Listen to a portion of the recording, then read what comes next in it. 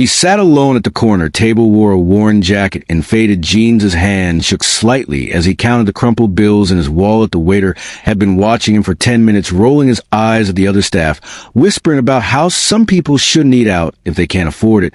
But what the waiter didn't know was that the faded ink on the old man's forearm told a story that would change everything, and when he finally saw it, the entire restaurant fell silent. Welcome to those who left a trace. Before we dive into this extraordinary story of hidden dignity, forgotten sacrifice, and the waiter who discovered the truth behind a stranger's quiet struggle, tell me in the comments from which city in the world are you watching this video today? And if you believe that some stories are too important to overlook, hit that subscribe button to support content that honors those who serve in silence no matter how forgotten they seem.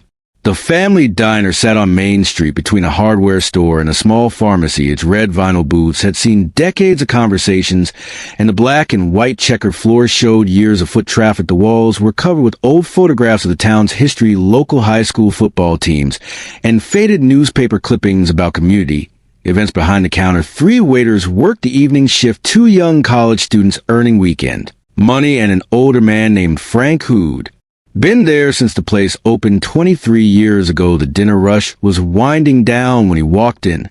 At exactly 6:47 p.m. on a cold Tuesday evening in November, the front door chimed softly as the old man entered. The restaurant was warm compared to the bitter wind outside, and steam rose from coffee cups at nearly every table. He walked slowly, but with purpose, his worn leather boots making soft sounds against the checkered floor, each step deliberate, measured, like someone who had learned to move carefully through dangerous places. He chose the corner booth farthest from the kitchen, away from the noise and conversations. His movements were deliberate, careful, like someone who had learned to be invisible in crowded places. He wore a faded brown leather jacket that had seen better days, the kind that looked expensive once, but now showed years of wear, and whether underneath was a navy blue flannel shirt, clean, but frayed at the edges, and jeans that had been washed so many times they were almost white. His hair was gray, thinning, but neatly combed, and his face bore the kind of lines that came from decades of carrying weight that others couldn't see. Deep creases around his eyes spoke of squinting into distant horizons, and the set of his jaw suggested a man who had made difficult decisions and lived with the consequences. The youngest waiter, Marcus, 19 years old and working his way through community college, noticed him first. Marcus had been working at the diner for 8 months, saving money for his sophomore year tuition. He was tired from pulling double shifts, but something about the old man's quiet dignity caught his attention. He walked over with a standard greeting and a worn menu that had been laminated so many times the edges were starting to peel. "Good evening, sir. Welcome to Murphy's Diner." The old man took the menu with both hands, thanked him quietly, and asked for just water. For now his voice was soft, but clear, with the kind of measured cadence that suggested he chose his words carefully. Marcus nodded, returned 5 minutes later with a glass of ice water, and waited patiently while the old man studied the menu carefully, running his finger down the prices twice before speaking softly. "I'll have the soup of the day, please. And maybe some crackers if you have them." Marcus wrote it down, glanced at the prices himself. Soup was $4.50, the cheapest thing on the menu, besides coffee and pie. He noticed the old man's hands as he returned the menu, weathered and scarred with calluses that spoke of hard work and sacrifice, though Marcus couldn't yet guess at what kind. 30 minutes later, the old man finished his meal, slowly savoring each spoonful of the homemade vegetable soup like he hadn't eaten all day. He ate with careful deliberation, breaking the crackers into small pieces and eating them methodically. When Marcus brought the check, $4.85 with tax, the old man opened his wallet, carefully counting bills under his breath. Marcus tried not to watch, but couldn't help noticing the wallet was worn leather like the jacket and contained very little. The old man counted twice, then a third time, his face growing pale as he realized what Marcus was beginning to understand. $4.63. That was all. He had 22 cents short of covering his bill, plus tipped. Embarrassment on his weathered face was painful to witness. This was clearly a man who had never expected to find himself in such a position. Marcus hesitated, then walked back to the kitchen where the other waiters were cleaning up and preparing for the next shift. Kyle, the senior waiter, 24 years old, and working his way through a business degree, looked up from wiping down tables. "What's wrong, man?" "You look like you've seen a ghost." Marcus nodded toward the corner booth. "Old guy. Can't cover his bill short about 20 cents. Kyle rolled his eyes and sighed dramatically. "Great, another dine and dash tell. Him he needs to pay, or we're calling the cops." "That's restaurant policy, man." Marcus frowned. "I don't know, man. He seems really embarrassed, like this isn't something that happens to him often." Kyle shrugged and went back to his cleaning. "Not our problem. Dude, we don't run a charity here. If people can't afford to eat out, they shouldn't come in." Marcus returned to the table, his footsteps heavy with reluctance. "Sir, there's a small shortage on your bill." The old man looked down at his hands, weathered and scarred. "I'm sorry," he said quietly, his voice barely above a whisper. "I thought I had enough. I'm astounded somehow. I can leave my watch. It's not worth much, but it's all I have with me." He started to remove an old Timex from his wrist, the kind that had been manufactured decades ago and somehow still kept perfect time. But Kyle had followed Marcus over to the table, impatient and irritated by what he saw as a waste of time.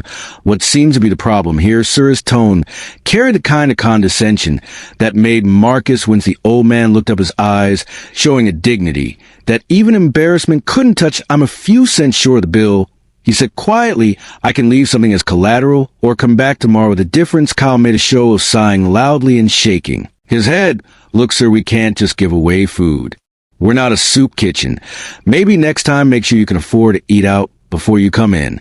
That's when it happened, as the old man reached for his watch to remove it as payment. His jacket sleeve rolled up, revealing his left forearm, and there on the weathered tan skin was a tattoo faded with age, but unmistakable to anyone who knew military insignia. It was a Marine Corps eagle, globe, and anchor, but not just any Marine tattoo. This one had additional details that made Marcus pause and look closer, additional markings and symbols that he recognized from his grandfather's old military photos and the stories he used to tell. The tattoo wasn't just a standard eagle, globe, and anchor that any Marine might have. This one had additional elements that spoke of elite service, force, recon, and special operations, capable reconnaissance units that operated deep behind enemy lines, the kind of Marines who volunteered for missions that had no backup plans, who walked into hostile territory knowing they might never return, who carried out operations so classified that decades later most details remain buried in government files. Marcus stared at the tattoo, then looked at the old man's face, really looked at him for the first time. The way he sat perfectly straight despite his aged spine, erect in a way that spoke of decades of military, bearing the way his eyes had swept the room when he entered, cataloging exits and potential threats, without seeming to do so consciously. The way he held himself, even in embarrassment, with a dignity that couldn't be faked, the scars on his knuckles barely visible, but there if you knew what to look for, not from bar fights or accidents, but from training and combat. The calluses on his hands, not from construction work, but from handling weapons for decades. This wasn't just any old man struggling to pay for soup. This was a warrior, someone who had served his country in ways most people couldn't imagine, someone who had faced dangers that would break lesser men, and had done so quietly without seeking recognition or reward, someone whose service had quite literally helped preserve the freedom that allowed ungrateful waiters to make sarcastic comments about charity. Sir Marcus said quietly, his voice suddenly respectful, ignoring Kyle's impatient gesturing. "Were you military?" The old man's eyes met his steady, but cautious, the look of someone who had learned to be careful about revealing too much long time ago. "Son," he said, simply the kind of answer that said everything and nothing at the same time. Marcus nodded toward the tattoo. "Force Recon Vietnam." The old man didn't answer immediately, just studied Marcus's face as if trying to determine whether this young man could be trusted with the truth. Then he gave the slightest nod once, just once, that's all he said. But Marcus understood what it meant, because his grandfather had used the same words when asked about his service in World War II. Once meant operations that were never officially acknowledged, missions that existed only in classified files, and the memories of the men who came back. It meant walking point through hostile jungle, knowing every step could be your last. It meant calling in artillery strikes on your own position when surrounded by enemy forces. It meant carrying wounded comrades through miles of enemy territory, because leaving no one behind wasn't just a motto. It was a sacred obligation. It meant volunteering for assignments that other men couldn't or wouldn't take, because someone had to do the job, and you were trained for it. Kyle had stopped his impatient sighing and was now listening despite himself. His business degree hadn't prepared him for this moment. His customer service training hadn't covered how to respond. When you realized you were berating a genuine American hero, someone who had quite literally risked everything for people he would never meet, including ungrateful restaurant workers who assumed the worst about strangers. Marcus reached into his own pocket and pulled out a $20 bill as tip money from the lunch shift money he had been planning to save for textbooks. "Sir, your meal is on us tonight," he said quietly, but the old man started to protest, shaking his head and reaching again for his watch. "Son, I don't need charity. I can pay my way. I always have." But Marcus held up his hand with newfound respect. "Sir, my grandfather served in the Pacific Theater in World War II. He taught me that we take care of our own, that some debts can never be repaid, but we can at least try to honor them."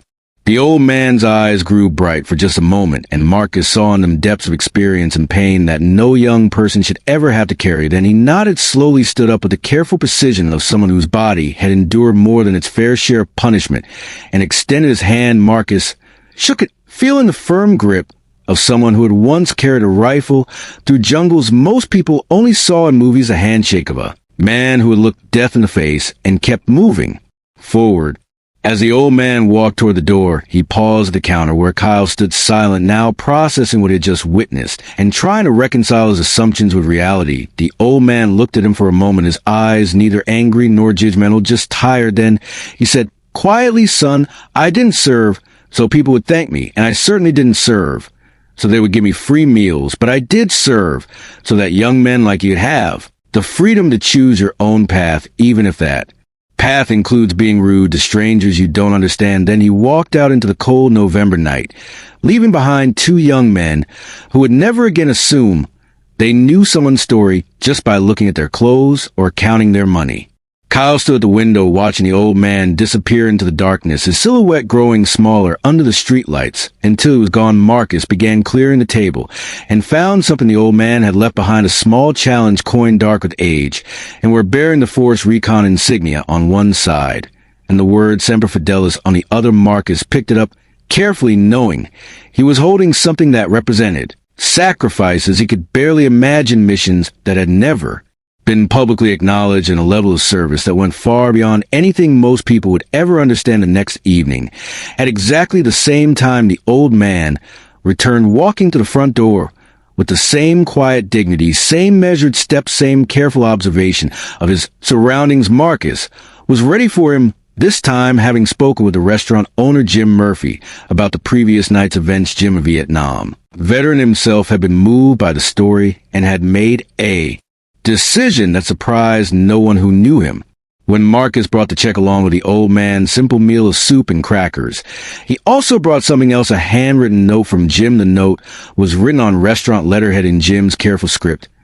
"Sir, your meals are free here whenever you need them, not because we pity you, but because some debts can never be repaid. A man who served in Force Recon has earned more respect than this old diner owner could ever properly express. Please consider this place a small sanctuary where your service is remembered and honored. Semper Fidelis, Jim Murphy, USMC 1968 to 1971.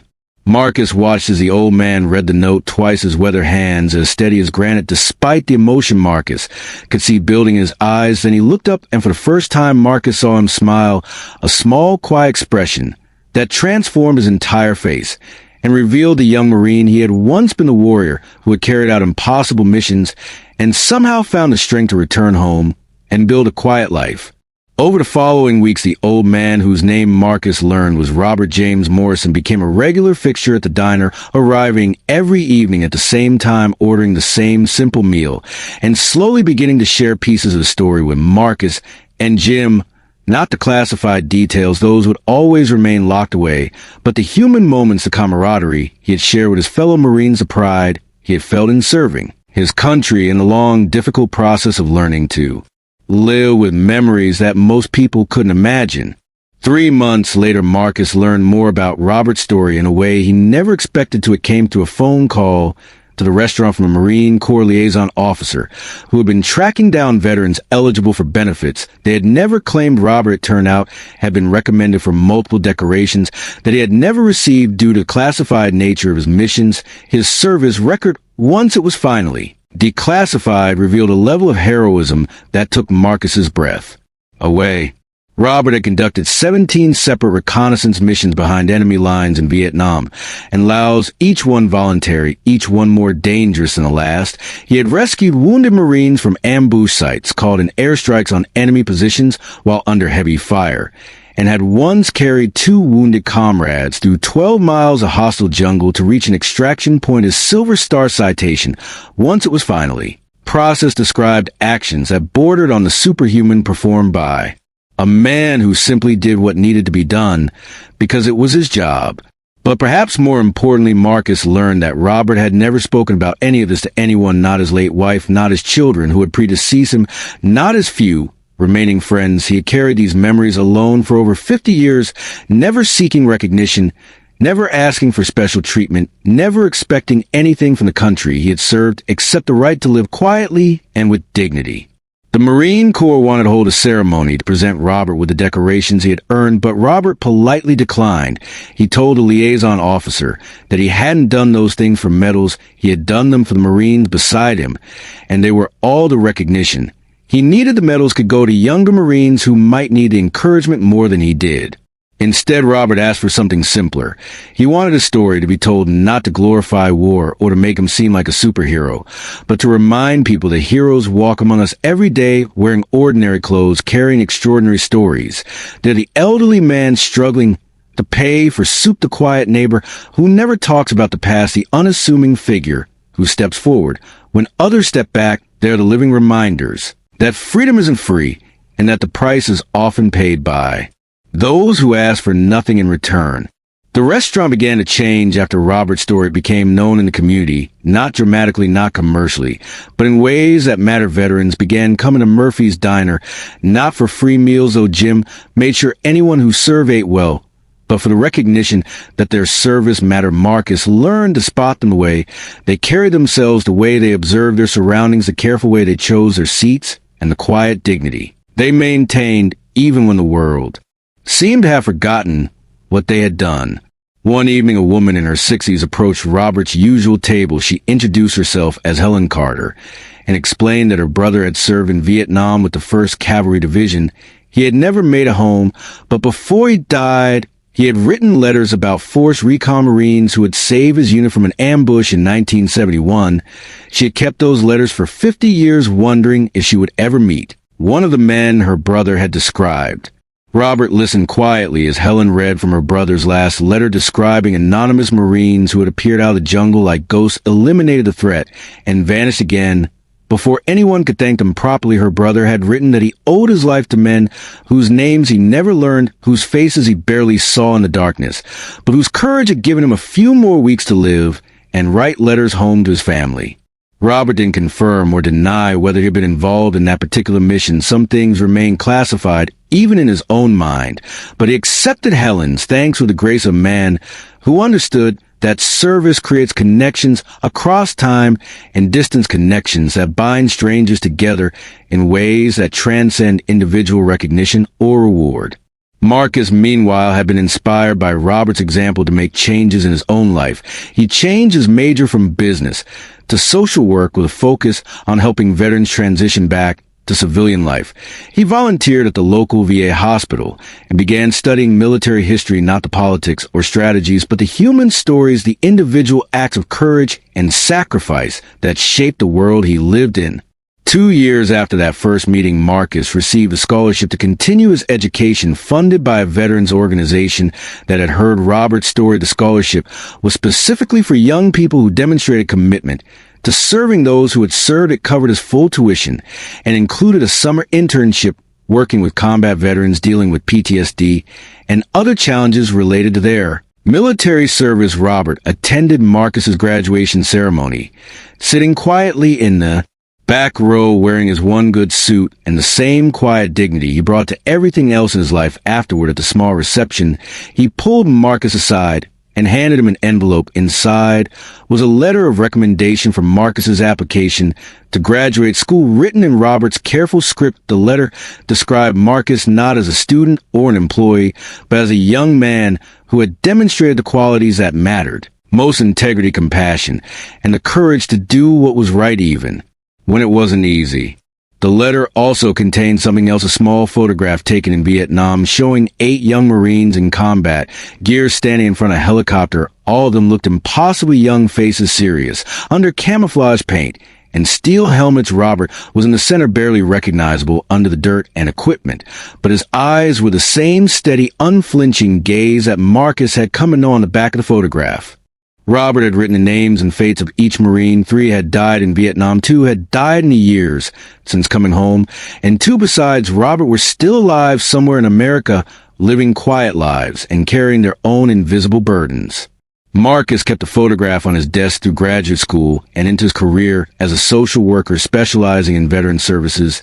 It reminded him daily that the men and women he worked with weren't just clients or case files. They were heroes who had done extraordinary things in impossible circumstances and who deserved to be treated with the respect and dignity their service had earned. 5 years after that first meeting, Robert's health began to decline, not from any specific injury, but from the accumulated weight of decades of hard living and harder memories. He spent his final months at the VA hospital, where Marcus visited him regularly, bringing news from the diner and updates on his work with other veterans. They didn't talk much about the past. Those stories remained locked away where they belonged, but they talked about the future, about young veterans returning from new wars, who needed the same kind of quiet support Robert had never asked for. Robert's last request was simple. He wanted his funeral to be held at the National Cemetery with full military honors, not for himself, but for the families of the men who hadn't made it home. He wanted their sacrifice to be acknowledged through a ceremony. He wanted their names read alongside his own, so that for one day at least they would be remembered not as casualties or statistics, but as Marines who had served with honor. The funeral drew hundreds of people, not just veterans, but community members who had been touched by Robert's story of quiet service and dignity. The Marine Corps provided an honor guard and a bugler who played taps as Robert's flag-draped casket was lowered into ground. But the most moving moment came when Marcus read the names of Robert's fallen comrades, their voices carried by the wind across the cemetery, joining with Robert's own spirit in whatever peace awaited warriors who had finally laid down their burdens. After the service, Marcus was approached by a Marine Corps historian who had been researching Robert's unit and the classified missions they had conducted. The historian explained that Robert's service record had been declassified as part of a larger project to honor veterans whose contributions had been hidden for decades. The full scope of Robert's heroism was finally being revealed, not for glory, but for history, so that future generations would understand the price of freedom and the character of those who paid it. Marcus learned that Robert had been recommended for the Medal of Honor twice, but both recommendations had been classified and buried in government files for national security reasons. His actions in Vietnam had saved dozens of American lives and had contributed to intelligence gathering that shortened the war and saved thousands more. But Robert had never known any of this. He had simply done his job, carried his memories, and lived his life with a quiet dignity that marked him as a true warrior. The restaurant created a permanent memorial to Robert, not a grand display, but something fitting for a man who preferred to remain invisible. A simple plaque near the front door that read Robert J. Morrison, Force Recon Semper Fidelis, a reminder to all who enter the hero's walk among us every day, usually unrecognized, but never unworthy of our respect and gratitude. Years later, Marcus established a foundation in Robert's name dedicated to helping elderly veterans who might be struggling financially or emotionally. The foundation operated quietly, without fanfare, providing assistance with dignity and respect, the kind of help Robert would have approved of. Assistance that honored service without creating dependence, that acknowledged sacrifice without demanding stories, that respected privacy while ensuring that no veteran ever had to choose between pride and survival. The Robert Morrison Foundation helped hundreds of veterans over the years, providing everything from grocery assistance to medical care to simple companionship for those who had outlived their families and comrades. The foundation's volunteers were trained to recognize the signs of military service and to approach each veteran with the respect their service had earned, not as charity cases, but as heroes who had temporarily fallen on hard times. One evening, 10 years after Robert's death, Marcus returned to Murphy's Diner now as a successful social worker and foundation director. He sat in Robert's old booth and ordered soup just as Robert had done so many years before. As he ate, he noticed commotion. At another table, an elderly woman counting change with shaking hands. Clearly struggling to cover her bill, Marcus watched as a young waiter approached the woman with impatience and irritation, clearly annoyed by what he saw as another difficult customer. Marcus stood up, walked over to the table, and quietly placed a $20 bill next to the woman's plate. Then he leaned down and whispered to the young waiter, "You never know who you're serving. Treat everyone with respect, because heroes walk among us every day wearing ordinary clothes and carrying extraordinary stories." The cycle continued as it always had and always would. Heroes serving heroes, recognizing service, quiet dignity, honoring quiet dignity, and somewhere in the space between judgment and understanding, between assumption and truth, the spirit of Robert Morrison lived on, reminding everyone who heard his story that the most powerful acts of service are often the quietest ones, performed by ordinary people who choose to do extraordinary things simply because it's right. The young waiter that night was named David, and he went home thinking about what Marcus had said. He looked up Murphy's Diner online and found the story of Robert Morrison and the waiter who had recognized his service. David read about force recon and Vietnam, about classified missions, and unsung heroes, about the price of freedom and the character of those who pay it. David returned to work the next day with a new understanding of his responsibility, not just to serve food, but to serve people with dignity and respect. He began to look at his customers differently, to see past the surface to the stories they carried and the struggles they faced. He learned to recognize the signs of military service and to approach each veteran with the honor their sacrifice had earned. Months later, David was serving an elderly man who seemed familiar with military bearing and careful observation skills. A man ordered coffee and pie, and when David brought the check, he noticed a small tattoo on the man's wrist, Navy anchor. David paused and asked quietly, "Sir, did you serve in the Navy?" The man looked up surprised. "Yes, son, long time ago." David nodded with respect. "Then your meal is on us tonight, sir. My grandfather served too, and he taught me that we take care of our own." The story spread as stories do, from person to person, from generation to generation, each telling, adding new details, new connections, new understanding, the simple truth that heroes walk among us every day, that service continues long after uniforms are put away, that dignity and respect are not earned by wealth or status, but by character and sacrifice, and by the quiet courage to do what's right even when no one is watching. And so the legacy of Robert Morrison continued not in monuments or parades, but in changed hearts and open minds, and young waiters who learned to see past the surface, and veterans who found respect they had earned, and in communities that remembered that freedom isn't free, and that the price is often paid by those who ask for nothing in return except the simple acknowledgement that their service mattered. So now I ask you, have you ever encountered someone like Robert, someone whose quiet presence carried the weight of untold stories, someone who served without seeking recognition, whose dignity shone through even in their most vulnerable moments? Share their name in the comments. Tell us how they showed you what true honor looks like. Because of those who left a trace, we believe the most powerful stories aren't always the loudest. They're the ones whispered by ordinary heroes who did extraordinary things and then returned to live among us, carrying their service like a sacred trust, never asking for thanks, but deserving our deepest respect. Thank you for watching. If this story moved you, share it with someone who needs to remember that heroism comes in many forms. Subscribe to support more stories that honor those who served in silence and help us keep these important stories alive for future generations. And the next time you see an elderly person struggling, remember that you might be in the presence of someone who once stood between freedom and those who would take it away. You might be looking at a hero who simply never told you their story because they were too humble to think it mattered. But it does. Every single story matters. Every act of service deserves recognition. And every quiet hero deserves to be remembered, not with fanfare, but with a simple respect they earned through sacrifice, service, and the quiet dignity that marks those who answered their country's call when duty demanded everything they had to give.